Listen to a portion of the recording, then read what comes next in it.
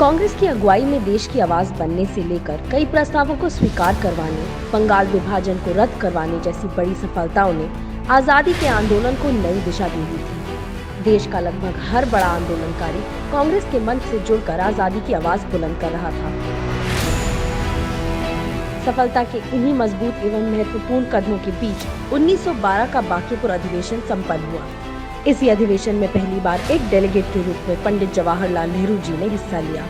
1913 का कराची अधिवेशन भारत में सद्भाव और एकता के लिहाज से काफी महत्वपूर्ण साबित हुआ। बंगाल विभाजन की साजिश के बीच दोनों समुदाय ये समझ चुके थे कि देश का शत्रु एक ही है और वो ब्रिटिश हुकूमत है। उसकी लाठी और गोलियां धर्म देखकर किसी को नहीं छोड़ती हैं। इसी अधिवेशन में बकायदा सांप्रदायिक सद्भाव और साझी लड़ाई का एक प्रस्ताव पारित किया गया ताकि अंग्रेजों का विभाजनकारी एजेंडा सफल न हो सके। 1914 के मद्रास अधिवेशन में 866 डेलीगेट्स ने हिस्सा लिया। आजादी की लड़ाई के साथ साथ कांग्रेस का विस्तार व्यापक होता जा रहा था।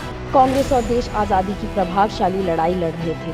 ये जनता और कांग्रेस की ताकत ही थी कि मद्रास के गवर्नर तक को इस अधिवेशन में हिस्सा लेना पड़ा। ये भारतीय जन आंदोलन की मजबूती थी।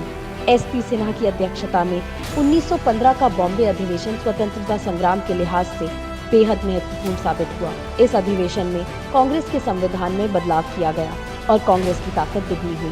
भाग लेने वाले सदस्यों की संख्या बढ़कर 2259 हो गई और इससे आजादी के आंदोलन को गति मिली। हम देख सकते हैं कि आजादी के आंदोलन में कांग्रेस की मजबूती देश और जनता की ताकत बन रही थी। अंग्रेज भी जानते थे कि कांग्रेस के मजबूत होने का मतलब है भारत को ताकत मिलना और ब्रिटिश हुकूमत की नींव कमजोर होना।